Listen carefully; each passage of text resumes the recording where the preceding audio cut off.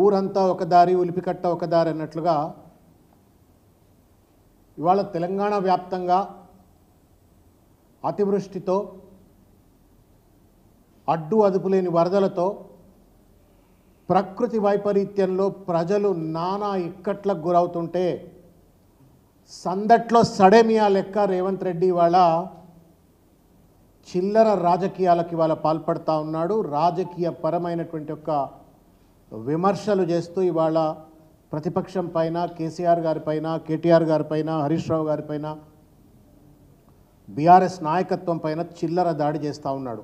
ఇది సమంజసమా అని చెప్పని ఇవాళ తెలంగాణ సమాజం ఎక్కడికక్కడ రేవంత్ రెడ్డి గారిని గల్లబట్టి ప్రశ్నించాలని చెప్పని నేను విజ్ఞప్తి చేస్తూ ఉన్నాను. రేవంత్ రెడ్డి నేతృత్వంలో ఒక రౌడీ రాజ్యాన్ని ఇవాళ కొనసాగిస్తూ ఉన్నాడు. భారతదేశంలో స్వాతంత్రం వచ్చిన తర్వాత అనేక సార్లు వరదలు వచ్చినాయి, ప్రజలు ప్రమాదాల్లో ఉన్నారు. ప్రతిపక్షము అధికార పక్షం అనేటువంటి ఒక తారతమ్యం లేకుండా అందరూ కలిసిమెలిసిపోయి ప్రజలకు అండగా ఉంటూ దివిసీమ లాంటి సంఘటనలు అయితే ప్రజలు పొలోమనిపోయి వరద బాధితులకు అండగా నిలబడ్డారు. కానీ ఇవాళ దుర్మార్గం ఏంటంటే అధికారంలో ఉన్నటువంటి ఒక రేవంత్ రెడ్డి మొద్దు నిద్రపోతూ, కుంభకర్ణ నిద్రపోతూ, చిల్లర ప్రియారిటీస్ను, అడ్మినిస్ట్రేటివ్ ప్రియారిటీస్ను ముందల పెట్టుకొని ఇవాళ వరద బాధితులను ఆదుకోకుండా ఇవాళ వరద బాధితులకు అండగా ఉండాలని వెళ్ళినటువంటి ఒక హరీష్ రావు గారిపైన, జగదీష్ రెడ్డి గారిపైన, సబితా ఇంద్రారెడ్డి గారిపైన, పువ్వాడ అజయ్ గారిపైన, ఇంకా చాలామంది పైన రాళ్లతో దాడి చేసి హత్యాయత్నానికి పాల్పడటం రేవంత్ రెడ్డి గారు ఇది మీకు తగునా? ఇది ప్రజాస్వామ్యాన్ని ఖూనీ చేస్తూ ఉన్నారు, రాజ్యాంగాన్ని ఖూనీ చేస్తూ ఉన్నారు. కనీస మానవీయ విలువలను మర్చిపోయి ఇవాళ అత్యంత నీచమైనటువంటి ఒక చిల్లర రాజకీయాలు చేస్తూ ఉన్నారు రేవంత్ రెడ్డి గారు. ఇది తగదు. రాజకీయానికి కూడా ఒక సమయం ఉంటుంది, ఒక సందర్భం ఉంటుంది, తిట్టుకోవడానికి కూడా ఒక సమయం సందర్భం ఉంటుంది. ప్రజలు బాధతో ఉంటే, ప్రజలు శవాలై మారుతూ ఉంటే, ఇండ్లలోకి నీళ్లు వచ్చి ఆస్తులు నష్టం జరుగుతూ ఉంటే వాటి గురించి మాట్లాడేది పోయి నువ్వు కేసీఆర్ గారిపైన, కేటీఆర్ గారిపైన, హరీష్ రావు గారిపైన చిల్లర బూతులు మాట్లాడటం ఏంటి? వాళ్ళపై దాడులు చేయించడం ఏంటి? నువ్వు ముఖ్యమంత్రివా, ముఖ్య కంత్రివా చెప్పు. నువ్వు ఎంత దుర్మార్గం అండి ఇది! ఏం పాపం చేసిందో తెలంగాణ ప్రజలు, తెలంగాణ రాష్ట్రం తెలియదు. కానీ ఇంత చిల్లర వ్యక్తి వాళ్ళ తెలంగాణ రాష్ట్రానికి ముఖ్యమంత్రి అయిపోయి వాళ్ళ ప్రజలు ఏడుస్తుంటే కళ్ళల్లో ఏళ్లు పెట్టి వాళ్ళ ఒక శాడిస్ట్ లెక్క వ్యవహరిస్తూ వాళ్ళ ప్రతిపక్షంపై దాడి చేస్తూ రాజకీయాలు చేసేటువంటి ఒక నీచ మనస్తత్వం ఉన్నటువంటి వ్యక్తిని ఇవాళ భారతదేశంలో ఏ రాష్ట్రంలో కూడా ముఖ్యమంత్రిగా బహుశా చూసుంటారు. రేవంత్ రెడ్డిని మాత్రమే చూస్తూ ఉన్నాం ఇవాళ. ఇది ఇంతకంటే దుర్మార్గం ఇంకోట్లేదు. దీన్ని తీవ్రంగా ఖండిస్తూ ఉన్నాం. ఇవాళ ఎట్లుందంటే ఒక బీహార్ లెక్క మారిపోయింది. ఆ చూస్తున్న సంఘటన చూస్తే, విజువల్ చూస్తే బాధ అయింది. హరీష్ గారు ముందు కూర్చున్నారు, వెనక సబితా ఇంద్రారెడ్డి గారు మహిళా నాయకురాలు కూర్చున్నారు. దాన్ని లేపుతున్నారు, అదేదో టాయ్ అన్నట్టుగా కారులు లేపడేయాలని చెప్పని ప్రయత్నం చేస్తున్నారు. ఏం చేద్దాం అనుకున్నారా ఆయన? మీరు ఏం చేద్దాం, చంపుదాం అనుకున్నారా?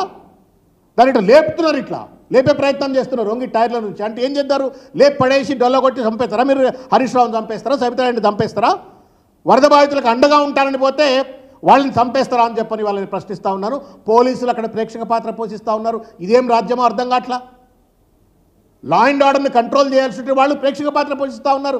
అందులో కూర్చున్నటువంటిది ఒక మాజీ మంత్రి, ఒక మాజీ హోంమంత్రి, ముగ్గురు మాజీ మంత్రులు కూర్చున్నారు. అందులో ప్రస్తుత శాసనసభ్యులు కూర్చున్నారు. వాళ్లపైన ఎంత దాడి జరుగుతూ ఉంటే పోలీసులు ఎందుకు ప్రేక్షక పాత్ర పోషించారు? ఇది డీజీపీ గారు సమాధానం చెప్పాలా? ఇది రౌడీ రాజ్యమా? ఇక్కడ ప్రజాస్వామ్యం ఉందా? ఇక్కడ రాజ్యాంగం ఉందా? ఒక్కసారి సమాధానం చెప్పాలని చెప్పని నేను డీజీపీ గారిని, పోలీసు వారిని కూడా నేను విజ్ఞప్తి చేస్తూ ఉన్నాను. ఇంకో పరిస్థితి ఏంటంటే ఈ సన్నాసితన యొక్క అసమర్థతను కప్పిపుచ్చుకొని ఇవాళ చిల్లర మల్లర మాటలు మాట్లాడుతూ ఇవాళ కాలయాపన చేసే ప్రయత్నం చేస్తూ ఉండు. సూటిగా అడుగుతూ ఉన్నాను. అమ్మ పెట్టదు, అడుక్కొని తిననివ్వదు అన్నట్టే ఉంది రేవంత్ రెడ్డి పరిస్థితి. నువ్వేమో వరద బాధితులను ఆదుకో. ఎవరో సుభాన్ ఖాన్ బిడ్డ, ఒక పేదింటి సుభాన్ ఖాన్ బిడ్డ, ఒక బుల్డోజర్ నడిపే బిడ్డ వచ్చి బుల్డోజర్ నడుపుకుంటూ పోయి ఆ 9 మందిని కాపాడేదాకా ఈ సన్నాసి ప్రభుత్వానికి, ముగ్గురు మంత్రులు అక్కడ ఉన్న వాళ్లకు చేవదచ్చిన వాళ్ళకి అక్కడ పడుంటారట. మళ్ళీ కేసీఆర్ గారిపైన, కేటీఆర్ గారిపైన, హరీష్ గారిపైన దాడి చేస్తారట. న్యాయమా తెలంగాణ సమాజం? ఒక్కసారి ఆలోచించాలని చెప్పని నేను కోరుతా ఉన్నాను. సుభాన్ ఖాన్ ఒక ధైర్యంతో తన ప్రాణం పోయినా పర్వాలేదని చెప్పని 9 మందిని కాపాడిండు. సెల్యూట్స్ బీఆర్ఎస్ పార్టీ తరఫు నుండి సుభాన్ ఖాన్కు సెల్యూట్ తెలియజేస్తా ఉన్నాం ఈ వేదిక సందర్భం నుండి. ఒక వ్యక్తి ఏమో నా ప్రాణం పోయినా పర్వాలేదని చెప్పని అక్కడ సాధారణమైన వ్యక్తి అక్కడ ప్రజలను ఆదుకోవడం కోసం పోతాడు. ముఖ్యమంత్రి కుర్చీలో కూర్చోనేమో బూతులు శాపనార్థాలు అడ్డమైనటువంటి ఒక ప్రియారిటీస్ను ముందు పెట్టుకొని చిల్లర రాజకీయం చేస్తాడు. డిజాస్టర్ మేనేజ్మెంట్ అథారిటీ యాక్ట్ ప్రకారంగా chief minister is the chairman for the act. అంటే ఎప్పుడైనా డిజాస్టర్స్ వచ్చే ముందు కానీ వచ్చిన తర్వాత కానీ ముందు వరుసలో ఉండి పెద్దన్న పాత్ర పోషించవలసినట్టు ఒక బాధ్యత ముఖ్యమంత్రిది. గడ్డి బీకుతున్నారా మీరు ఇన్ని రోజులు చెప్పండి. when government of India has given you clear instructions, clear alerts, ఇచ్చిన తర్వాత కూడా ఎందుకు మీరు యాక్షన్ తీసుకోలేకపోయినారు? ఒక రివ్యూ మీటింగ్ పెట్టినవారు రేవంత్ రెడ్డి, గుండె మీద చేయబెట్టుకొని చెప్పండి మీరు.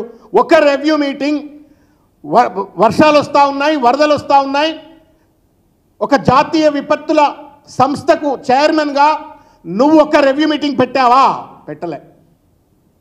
హైడ్రా, ఆయన గబ్బర్ సింగ్, పవన్ కళ్యాణ్ గారి సినిమా గబ్బర్ సింగ్ లెక్క ఆయన గబ్బర్ సింగ్ లెక్క ఉన్నాడు. Is also responsible disaster management గారికి. దొందే అన్నట్టుగా ఇవాళ ఒక రాంగ్ ప్రియారిటీస్ని ముందు పెట్టుకొని తోడుపోడు ఖాన్ల లెక్క ఇవాళ బంగ్లాలు కూల్చేసుకుంటా ప్రజలను కాపాడటంలో పూర్తిగా విఫలమైనరు. తప్పనిసరిగా అడుగుతాం, నిలదీస్తాం. మా బాధ్యత అది. ప్రజల పక్షాన ప్రతిపక్షంలో నువ్వు కూర్చున్నా నేను కూర్చున్నా తప్పనిసరిగా నిలదీస్తాం, అడుగుతాం. దానికి సమాధానం చెప్పకుండా ఇవాళ చిల్లర మల్లరగా మాట్లాడితే మాత్రం సమంజసం కాదు అని చెప్పని అడుగుతా ఉన్నాను. ఇంకొక విషయం ఏంటంటే హెలికాప్టర్లు దొరకలేవంటారు. మీరు చెప్పండి మీడియా మిత్రులు, వీళ్ళకు కొత్త బిచ్చగానికి పొద్దెరగడం అన్నట్టుగా ఇవాళ మంత్రులందరూ తోక కట్టుకున్నట్టు హెలికాప్టర్ని కట్టుకొని తిరుగుతూ ఉన్నారు.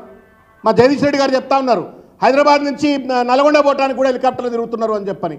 ఏడికి పడితే ఆడికి పోవడానికి ప్రభుత్వ కార్యకలాపాలకు హెలికాప్టర్లు ఉంటాయట, వరద బాధితులను ఆడుకోవడానికి మాత్రం హెలికాప్టర్లు లేవంటే ఇది నమ్మశక్యంగా ఉందా? ఇది వాళ్ళ అలసత్వానికి నిదర్శనం కాదా అని చెప్పని ఈ సందర్భంగా నేను ప్రశ్నిస్తూ, ఈ చిల్లర మల్లర దాడులు చేసి ప్రజాస్వామ్యాన్ని అపఖ్యాతి పాలు చేసి ఒక అద్భుతమైనటువంటి ఒక సోషల్ ట్రాంక్విలిటీ ఉన్నటువంటి తెలంగాణ రాష్ట్రాన్ని నాశనం చేయొద్దు అని చెప్పని ఈ సందర్భంగా రేవంత్ రెడ్డి గారికి విజ్ఞప్తి చేస్తూ, చేతనైతే ఆదుకో, కానీ ఆదుకునే వాళ్ళపైన దాడి చేస్తే మాత్రం తస్మాత్ జాగ్రత్త అని చెప్పని ఈ సందర్భంగా హెచ్చరిక చేస్తూ ఉన్నాం.